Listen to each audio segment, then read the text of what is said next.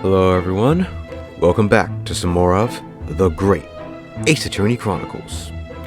Last time, we got back, I guess we got back into things. It's been a few months since the last case, and,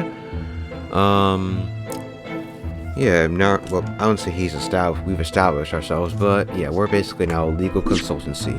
Unfortunately, we haven't had much of any cases since, the last one, so yeah. Anyways, through some twists and turns, we end up visiting the pawnbrokers, which is basically like a bank or like a secure vault or something like that in this time. And yeah, we're basically just looking around at stuff, so yeah.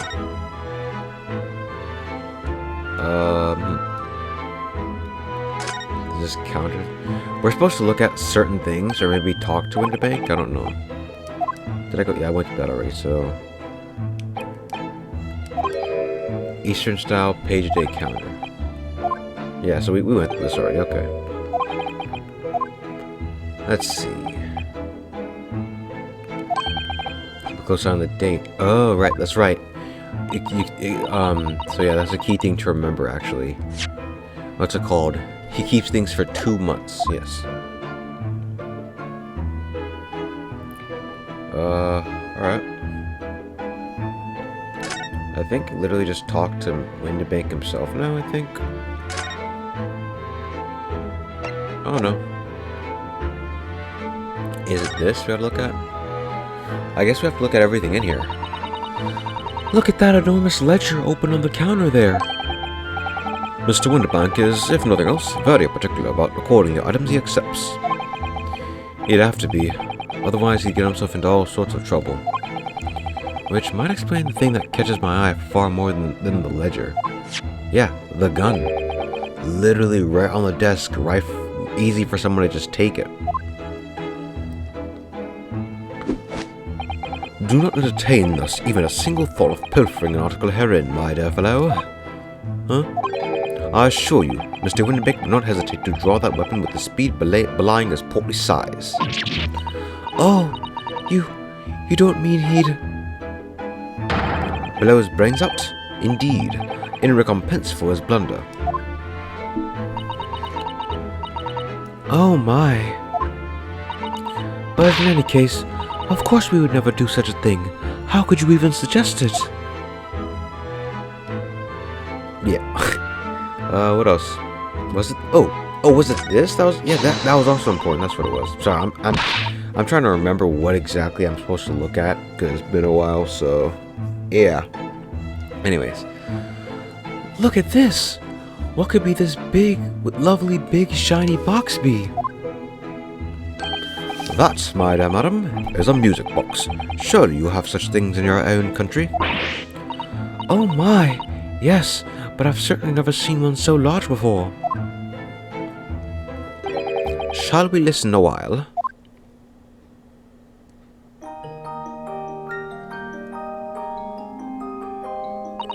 Ah, what a sublime sound.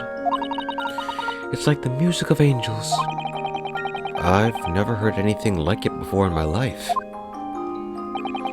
This particular specimen is of the larger variety, commonly found in public houses and restaurants. There is a metal disc inside on which the notes to be played are recorded. Simply by replacing the disc with another, any music you care to imagine can be played. My goodness, what a simply delightful machine. Indeed, though their popularity has waned recently with the development of the gramophone, of course. Science and technology advances at such an overwhelming pace. Huh. So I guess these are like precursors to jukeboxes now that I think about it. What else do we... I guess we just look at this stuff on the shelf. What an assortment of things there are on these shelves here. Crockery, footwear, clocks and watches. Almost anything you care to imagine. Those are forfeited items. Offer for sale by the pawnbroker. What does that really mean, though? When you pawn or colloquially pop an item, the broker loans you money against its worth. He stores the item for an agreed period of time, after which the loan must be repaid. If not, he is free to display it in his shop for sale, at a price of his choosing. Yeah, I knew it. Oh yes, now you've explained it, I'm noticing little price tags on everything.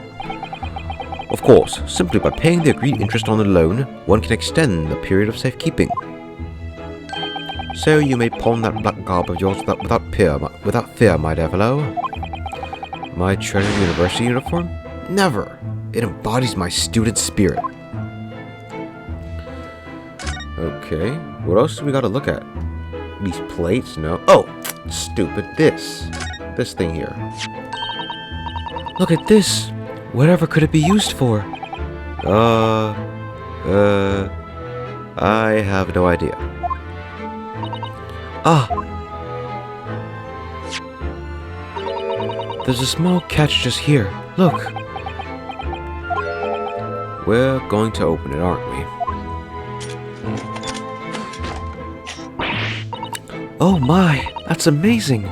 It has some sort of spring-loaded mechanism, which we'll never manage to put back to the way it was before. What are you two doing? What? Us? Nothing! No, nothing at all. Whatever this device is, it seems to have a pair of little windows to look through. I feel as though I've seen something rather similar to this elsewhere. Oh, okay. What? Oh, the tuppence for it? Well, that ain't fair, and you know it. The article is barely worth a penny, miss. I cannot offer more. Sounds like there's an argument brewing over by the counter. Oh, that can't be right. Have you even had a proper butcher's at it? I've seen all I need to see, young girl. Wait, don't we know? I'm sure I recognize her. Oh, yes, it's the young lady from Mr. McGillicud's trial 2 months ago.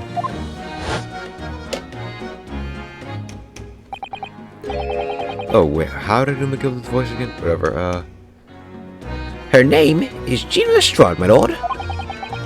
She's a chancer, and it's a crust among large crowds, relieving people of their purses. What's commonly called a pickpocket.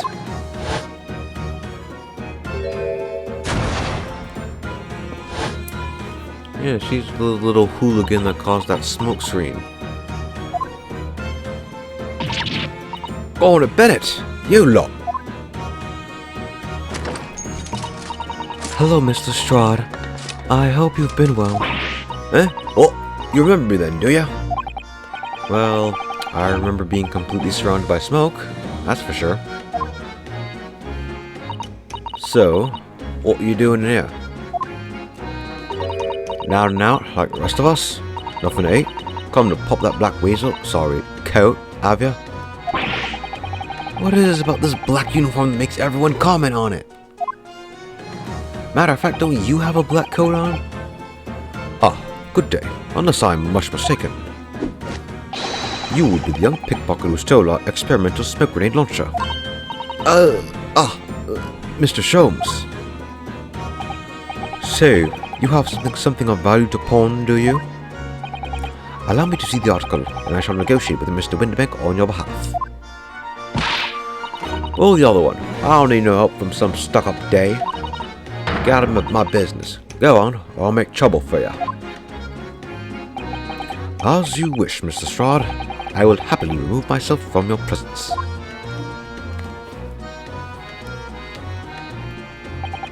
He's really done it. He's gone. He actually left? Yeah? I'm sorry, but as I said, there really is no room for negotiation here. What is that thing he has in his hand? Some kind of metal disc? And you, go on, leave me alone. Oh, Miss Lestrade, just pretend we aren't here. We shan't be offended in the slightest. Yeah? Susato-san can really stand her ground when she wants to. Whatever. Yeah, pretend we're not... whatever. Somehow, I didn't really think you were the sort of person who would use a pawnbroker, Miss Lestrade. Yeah, well, I am, right? I'm a Londoner, just like everyone else. Not a problem, is it? No, not at all. It's, just that, well... Oh, I get it. I know what you're thinking. That thing probably don't even belong to her. Probably got on the dive, didn't she? Yeah, I can see it written all over your Chevy Chase. Well, I might have been thinking something along those lines. You're not going to deny it, Miss Naruhodo? Well, I mean, really? She's a pickpocket. I mean... Ugh, alright then. I'm just gonna come out and ask you straight. Do you pawn things that you steal from other people? Well, I don't know how best to answer that, really.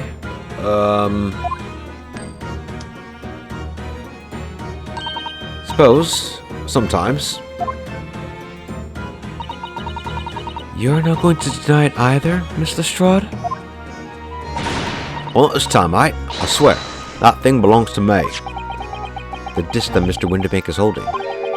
Perhaps we should see what he has to say about all this. Alright.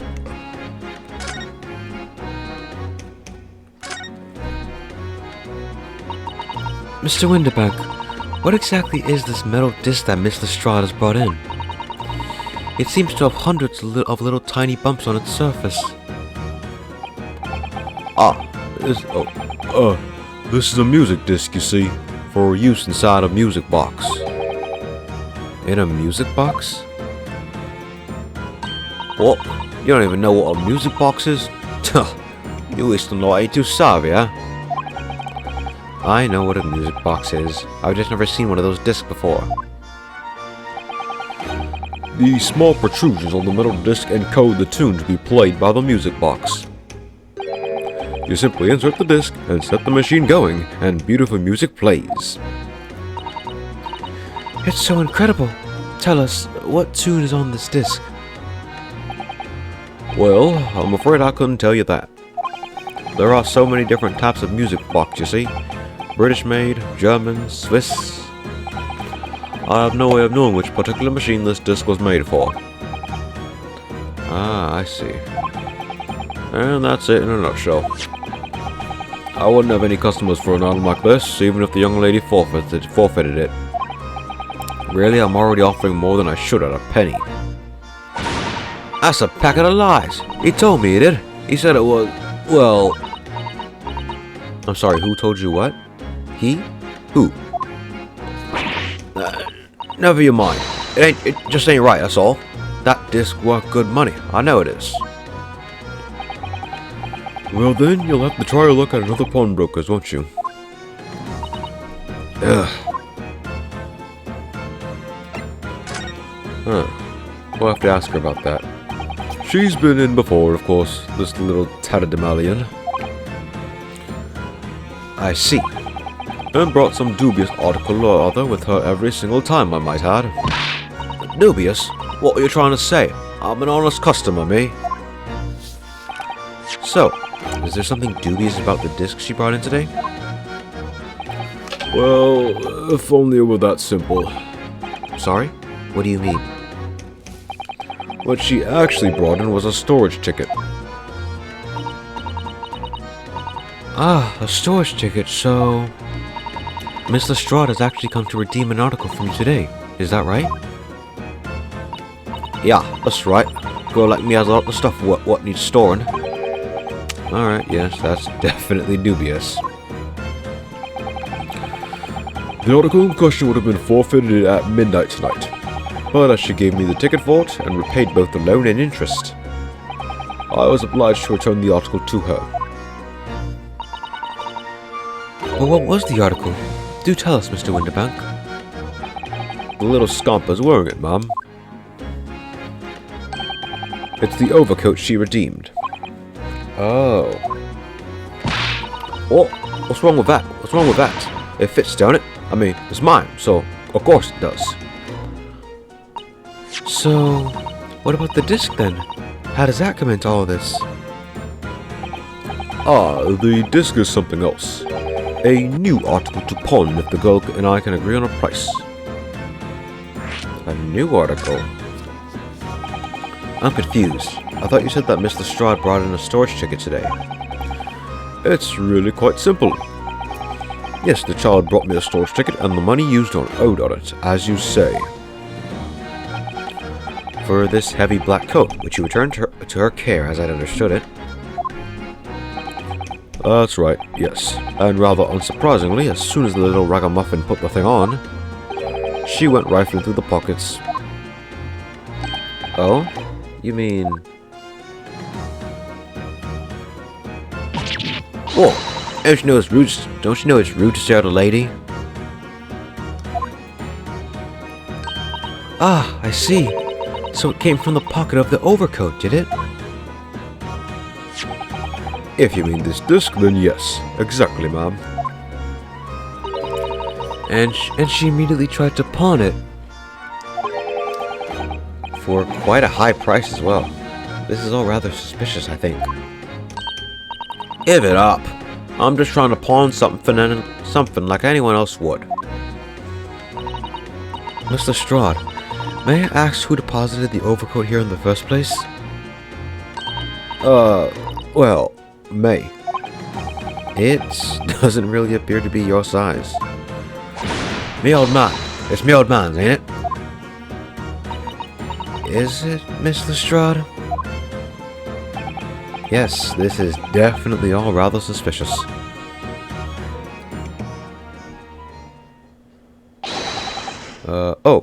Who can I... What do I want to get for him? Ah, out of my way, please. There, I wonder how that sounds. Who's this picture postcard English gentleman?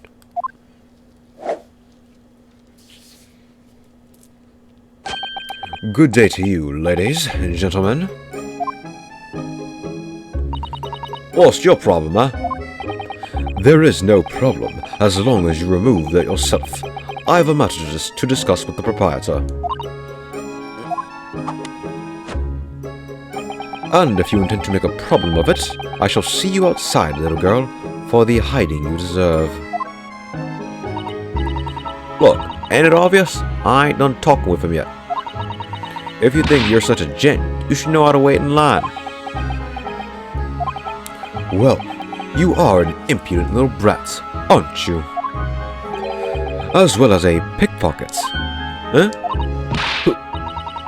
Who are you? How'd you know who I am? The question is, how do you not know who I am? You haven't the courtesy to even remember the faces of your victims, it seems. What? You mean from you? Belka. Yes, sir. I believe this filthy pocket thief has just redeemed an article from you, no? Yes. The article in question belongs to me. I demand for it to be returned at once. Oh my. Now that's a lie. What are you trying to pull? Give me back my overcoat, you wastrel. And needless to say, any music box discs too. No, you can't have it. You just can't. It's me old man's. Well, it was. Now it's mine. Goodness, Mr. Naruhodo. This is a very awkward situation. Yes. I think perhaps we should hear both sides of the story in a little more detail.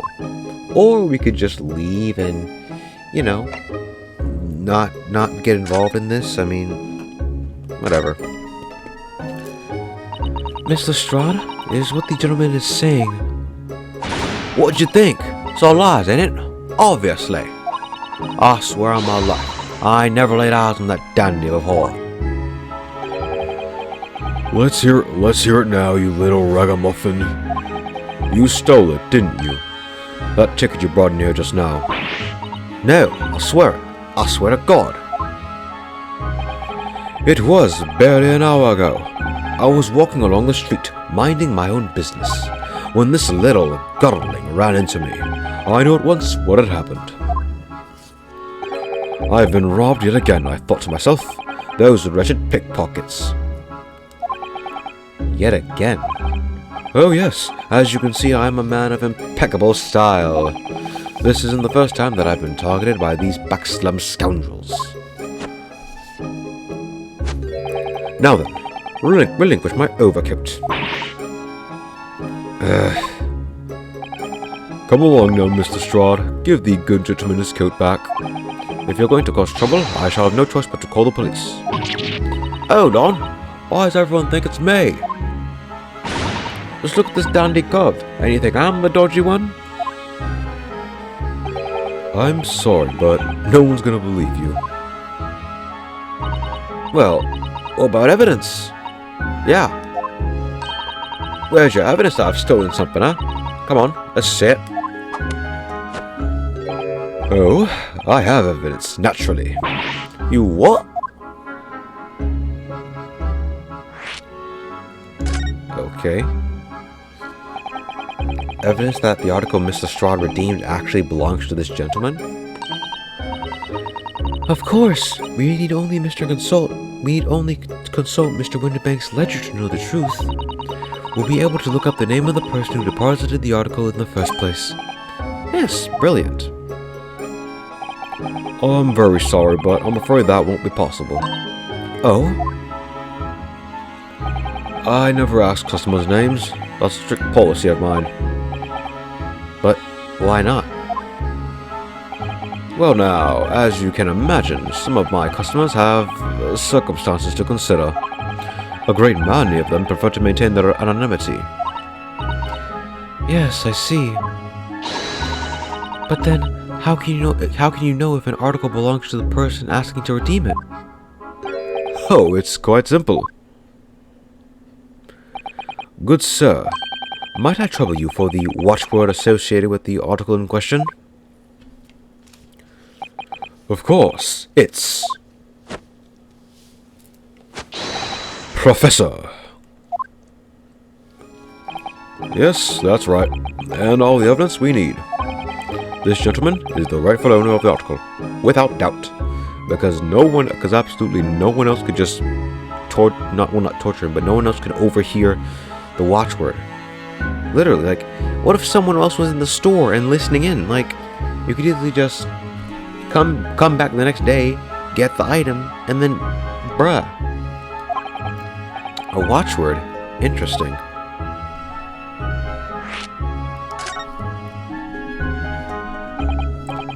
So, about these watchwords, Mr. Winterbank.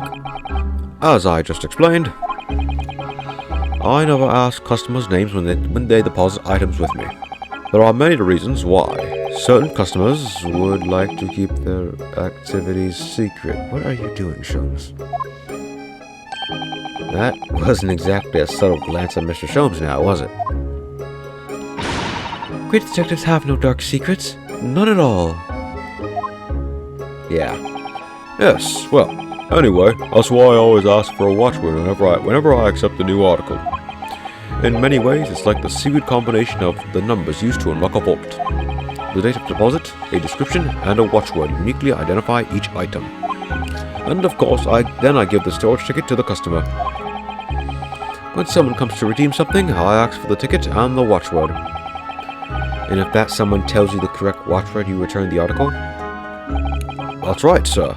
Yes, just as soon as the requisite fee is paid. And I have supplied you with the information you require already. But for the avoidance of doubt, the article in question is an overcoat, deposited 2 months ago on the 15th of February. With a watchword of Professor. All perfectly correct information. But how? Really, this is beyond a joke now. There is no further room for doubt.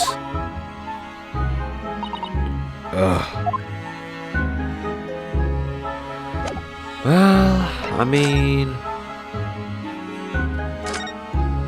Yeah, he's just gone? Okay. Let's get his side of the story. Excuse me, but who are you? One would expect the inquirer to introduce himself first. Though clearly you are not British, so perhaps our ways are foreign to you. Oh, sorry. Yes, we are from the Empire of Japan. We're studying here.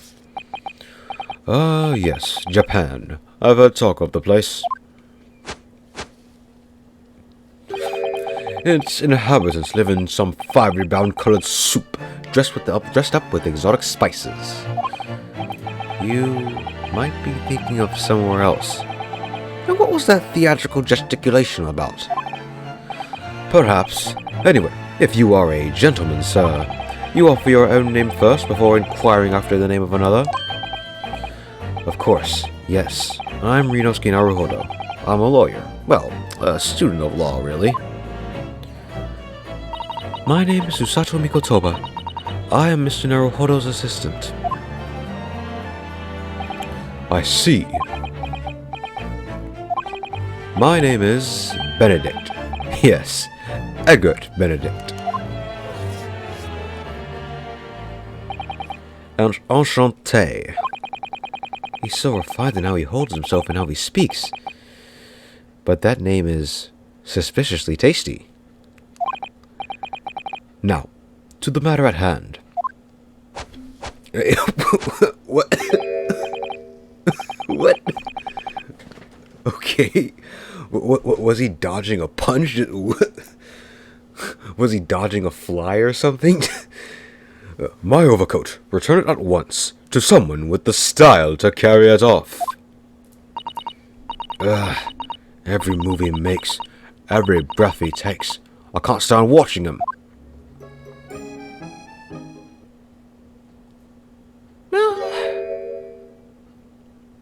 Yeah, that doesn't really fit his outfit, to be honest. So let there be an end to the matter. And thank you for your custom, Mr. Egbert Benedict, sir.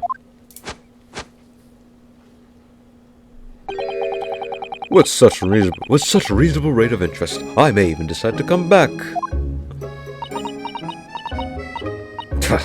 This is why I hate grown-ups. Just because I'm a diver, everyone thinks that makes me a liar. Well, to be fair, he did provide evidence, so... And the contents of the coat pockets, if you please, Mr. Broker. But of course, sir. Here's the disc for you.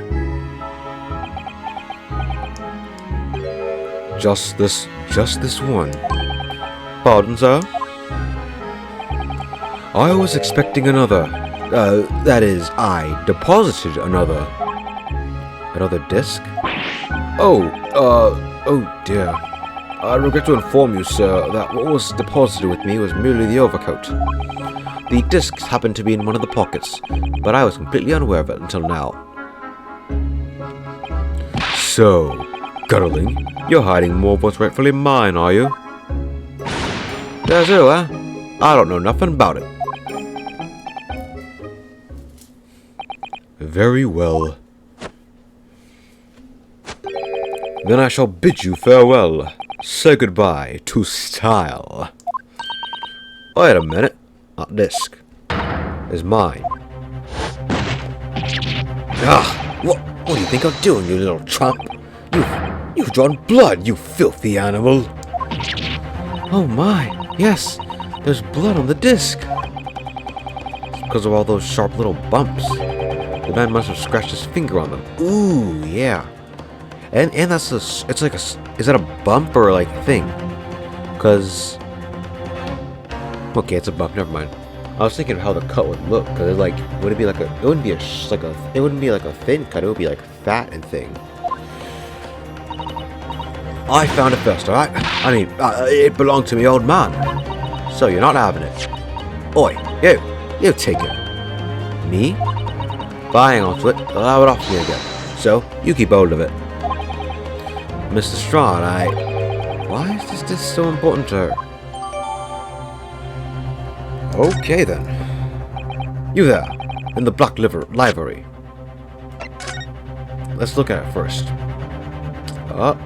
What's this on the back? I mean, okay, this is obviously blood. Congratulations. Oh, those are bumps. Okay, I thought they were like that was the part that was engraved, and he scratched himself on the inside of it. Ah. Okay.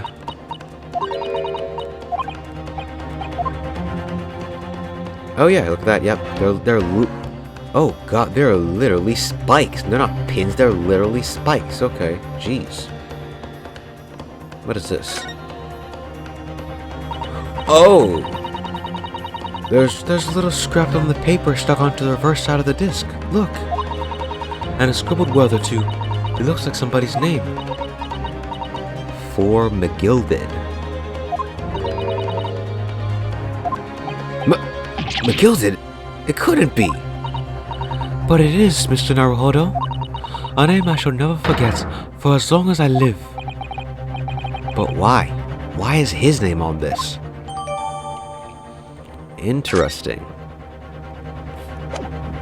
Okay. Hand that disc to me at once, please. No, don't. He's lying. Grown-ups are all liars. Ugh, what do I do now? How am I gonna resolve this? Oh, wait. Can we do it now? Yep. Yes, we can. Mr. Sholmes? What are you examining with such keen interest there? As you enjoy a bar of caramel, I see.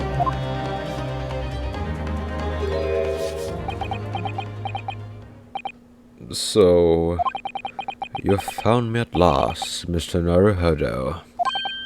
Sorry? After that young pickpocket sent me on my way, I was forced to lurk in the shadows. Truly ostracized, as the rest of you partook in the jovial atmosphere of fellowship. I had nothing to occupy my mind, but was too ashamed to let society see what my downfall had done to me. So, feigning mock interest, I pretended to examine the tedious trinkets in this desolate place. Whilst, as you shrewdly observed, gnawing on the only friend I have left, this 7% solution of caramel. Wait, Sholmes' caramel? Yeah? He has his own name brand caramel? Pray, do you claim to understand the depths of my despair, Mr. Naruhodo? But how could you? I was so lonely, so desperately lonely. Then why not then you rejoin the conversation? Things have gone from bad to worse here, you know? Yes, I overheard much of your conversation. Or rather, in my craving for human contact, my ears devoured every single word that was uttered. You really were sad, weren't you? Poor Mr. Sholmes. I feel simply awful for you. It would seem that my inferences are correct. Oh, surely you're not about to tell us that you solved the entire case once again.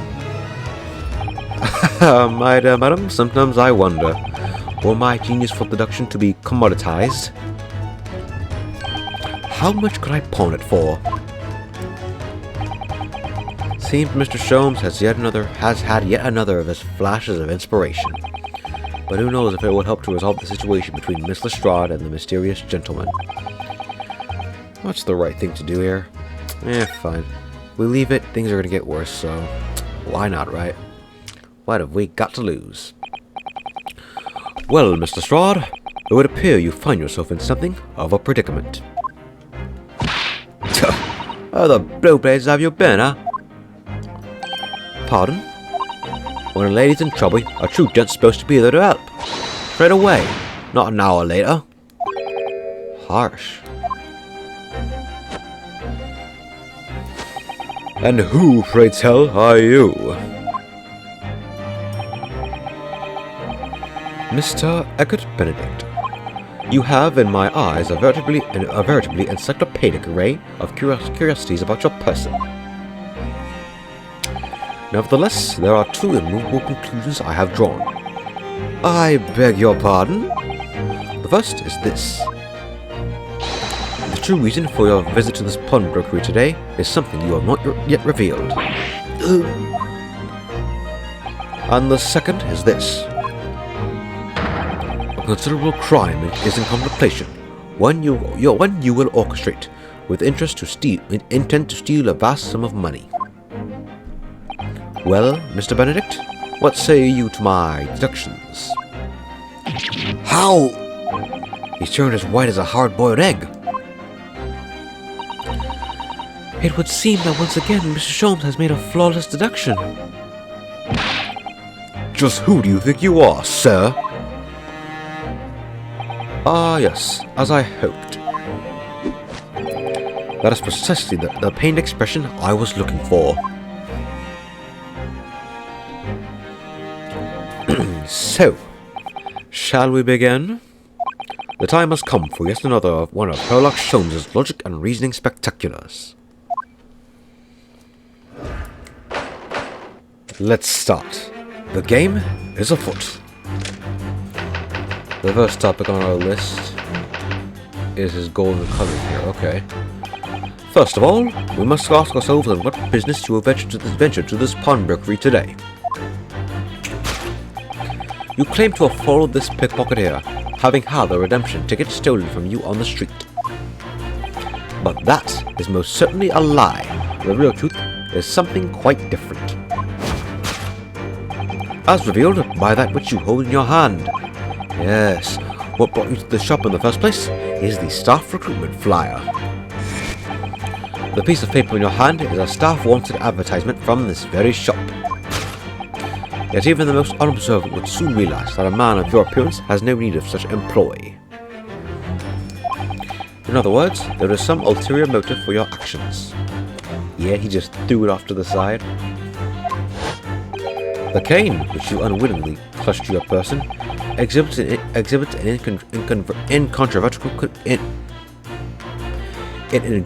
incontrovertible conclusion. There we go. What utter rot! I've had this cane for years! The contradiction of which I speak is, of course, the missing ferrule. The end of any walking cane would be terminated with a metal ferrule to protect the wooden tip. And yet, detailed analysis shows the wooden tip of the stick to be utterly bare. Therefore, there is only one conclusion. The rod that you hold in your hand, which appears to be a walking cane, is in fact no cane at all. What was that? What was that? You recoil, sir. Is something wrong? And in your recoiling, you inadvertently facilitate the answer to the next conundrum to present itself. Namely, what is the truth behind this rod you bear? Yes, your reaction betrays the truth. The handle, which you evidently would like to conceal, is the key to understanding this riddle, you see. From the moment I saw it, my suspicions were aroused. What walking cane demands such a stout handle, mused I. But of course, as I said, this is no walking cane. No, that rod is the broken handle of a shovel. What? Are you insane? And now, having determined this undeniable truth, the conclusion is clear. Your true motive for coming here was to take employment at this establishment in order to excavate the ground beneath the premises. What a calculated crime you have conceived, sir. A wickedly calculated crime. Yeah? To tunnel under the pawnbrokery? From the inside? Yeah? Really? Alright. Now, Mr. Benedict, let us continue. For we must expose the details of this elaborate crime you have in the planning. This is utterly absurd. You suggest that I, a gentleman, intend to excavate the ground beneath this pawnbrokery with a broken shovel? What on earth do you suppose I could expect to find here? Some long-forgotten treasure, I suppose? Safe for such a farcical theory. What possible reason could I have to do as you say? Oh, but there is an ample reason. As you are only too well aware, Mr. Benedict. Ah, and your furtive glance is more telling than I could have ever hoped. What? Let us consider what would motivate a man to infiltrate a shop such as this and covertly dig beneath its floor. The answer is revealed by the counter notice on the counter to which your eyes have inadvertently drawn. This letter gives notice of public works to be carried out in the local area. And according to the enclosed plan of the upcoming sewerage works, beneath this shop runs a sewer that adjoins another, one that runs under the bank of the opposite side of the road. This man has entered the sewers now, has it? By excavating the ground beneath our feet, you would have access to the waterway that flows in very close proximity to the great vaults of the financial institution opposite. What are you? In summary, sir, you devised a master plan to pull off an elaborate bank robbery by dint of the underground tunnels. Master plan? Which brings us at last to the final chapter of this lurid scheme. With what plunder did the thief hope to make off from the underground vault of the bank? Are you quite serious? Having consulted with Scotland Yard some days ago, I happen to know the answer. But naturally, the answer is no secret to you, is it, Mr. Benedict? I have no idea what you're talking about. Allow me to present a rather interesting piece of evidence. You see, this picture postcard tells us all we need to know. A postcard of the Great Exhibition? I'm afraid you quite lost me. Currently in the final stages of preparation, the Great Exhibition will soon be underway, and the government has provided extra funds to complete its centerpiece, the Crystal Tower. Funds that currently sit in the vault of the bank, on the other side of this road. Pardon? Yes, the considerable crime you have been contemplating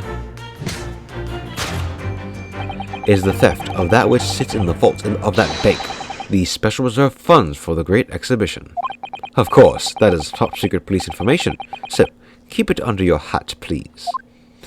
If it's top secret police oh my god. If it's top secret police information, why are you telling us? Thus concludes Sherlock Holmes' great deduction of this pawnbroking puzzle.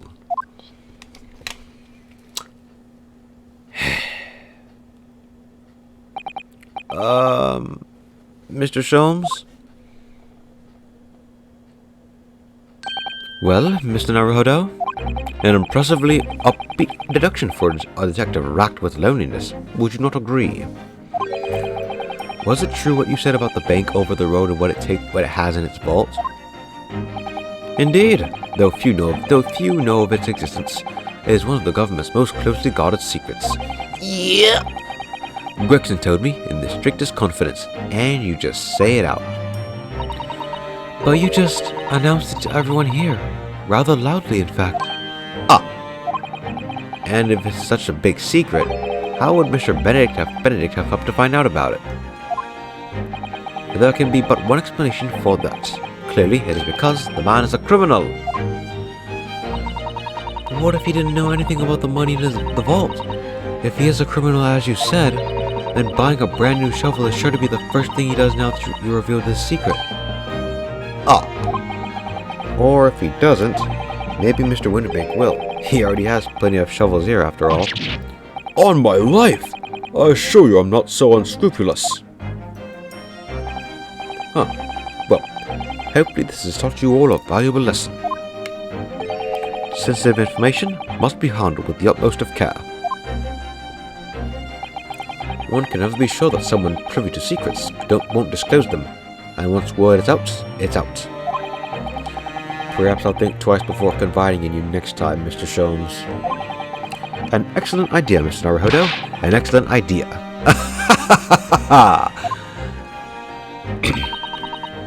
Well then, Mr. Naruhodo, you know what to do, I'm sure. Oh, great, so guess we'll have to do this one more time. Yes, let's listen to that great deduction again and see if we can massage it into shape. Very well then, let us start once more from the beginning. Of Sherlock Holmes is magnificent, logic and reasoning spectacular.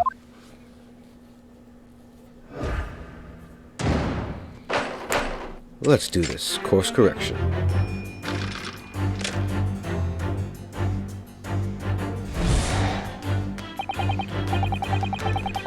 Alright, so let's skip through everything first. First thing we need to look for is why he came here in the first place.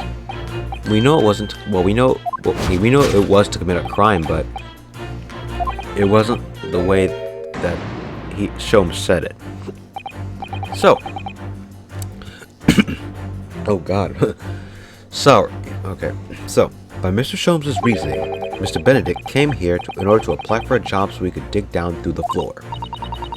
Yes, in an attempt to tunnel into the sewers to gain access to the money in the vault of the bank across the road. But he wouldn't get very far with a broken shovel, would he? No, I think it's fair to say his motives lie elsewhere. The question is, where? What did Mr. Benedict here at this particular what did bring Mr. Benedict here at this particular point in time? Alright. Well, that's not so hard. If we look at the back of the flyer, we see some writing. Oh, look at all the scribbled notes on the back of the flyer here. I don't believe it. What is it? Listen to what it says. Name, Gina Lestrade. Height, 5'2". Green cap, scruffy waistcoat, grubby white shirt, blue satchel, ragged. It's the detailed description of Miss Lestrade. Goodness. There's even a sketch of her, hat and all. Although if he showed it to her, she'd fire that smoke grenade launcher in his face for sure. And look, the details of this shop have been written down here too. Windibank's Pawnbrokery, Baker Street, redemption deadline 15th of April. Which is today's date. Why would Mr. Benedict have all that information scrawled on the back of that piece of paper? Interesting. So is he like a spy or something?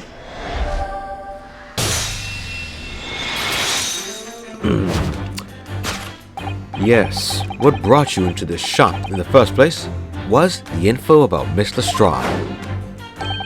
Quite so, my dear fellow. It would appear that the writing and sketch on the reverse of the flyer pertain to the pickpocket, Miss Lestrade, and to Mr. Windibank's pawnbrokery here. You originally told us that you had merely given chase after Miss Lestrade stole the redemption ticket from you. But that, sir, is a thinly veiled lie. It is the information on the back of the flag that led you here today, by which I mean, here, to Windibank's pawnbrokery, and today, the redemption deadline for that overcoat. So, you waited outside for the young girl matching the description you have written down to arrive. And you have gone to some lengths to hide the reason for your pursuit of Miss Lestrade. In other words, there is some ulterior motive for your actions. Next thing we have to look at here is the cane itself, which, I mean, they kind of show it right here. And go down a bit. It isn't the ferrule, obviously. Metal cap calmly found at the end of a cane, yeah. Broken, does it? No? Yeah, it's already filed. That looks not. Yeah, maybe filed down, so thing. So there is some secret about this cane. There is initialing. Look here, Mr. Sato. There are some letters on the handle. Ah, yes. Those must be initials, I think. In the West, it's customary for people to engrave their belongings with the first letters of their names. So, Herlock Sholmes would be HS, you mean? That's right. And the initials on the cane, obviously. Oh. AG? Why does it feel as though that's not quite right? Huh. That's it? Okay, I guess it is. Take that! Yeah, okay. I thought it was something else. Oh well. The contradiction of which I speak is, of course, the initialing. A most astute observation, wouldn't you say, Mr. Eggert Benedict? If we are led to believe, sir, that your initials are EB. Yet in a most possessive manner, you have in your grasp a cane bearing the initials AG. An incontrovertible correlation indeed. Contradiction indeed. Would you not agree? No, you're wrong. This cane isn't... Sorry I'm yawning so much. It's literally 10:11. At this time I usually would be done, but... You said before that you had that cane for years. So, don't try to tell us that you just borrowed it from a friend or found it in the park. In short, though you hold yourself to be a gentleman, you have withheld your true name. Yeah, what was that noise? Literally. You recoil, sir. Is something wrong?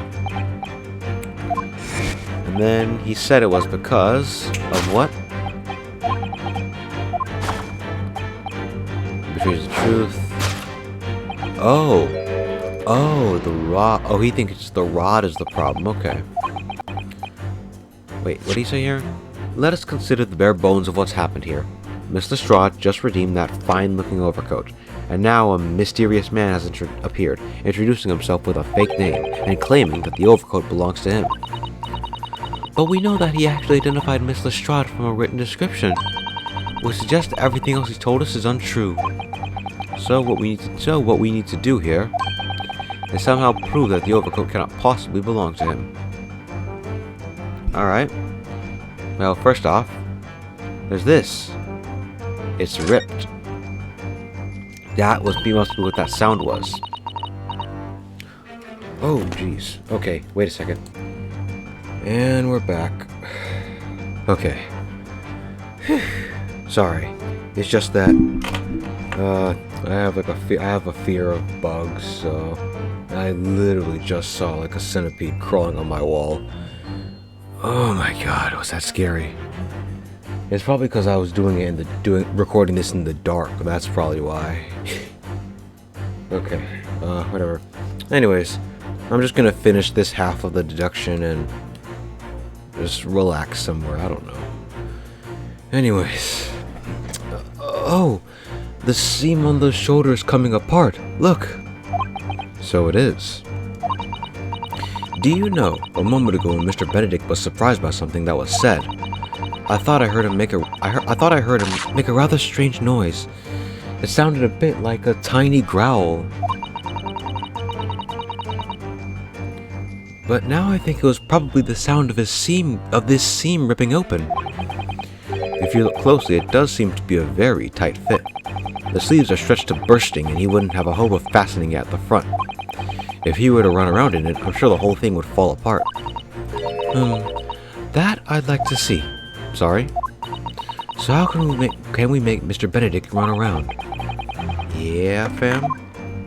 All that gestures he's doing, and he isn't even like... Whatever. The split seam, which you evidently would like to conceal, is the key to understanding this riddle, you see. Yes, because the overcoat is rather obviously a poor fit. Having forced it over your broad shoulders, the seam is already breaking apart. My suspicions were aroused from the outset. When you so boldly lied about your name and so boldly waylaid this pickpocket. This catalogue of untruths have been all for one very specific purpose. Namely, to steal the article that the young girl redeemed from Mr. Windabout.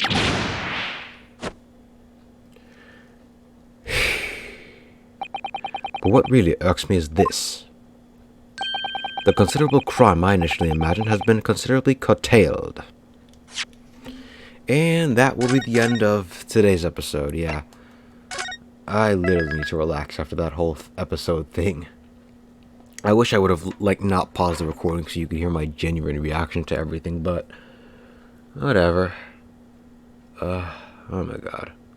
Okay. Anyways, next time, we're gonna continue this deduction and... yeah. Anyways, I'll see you all next time.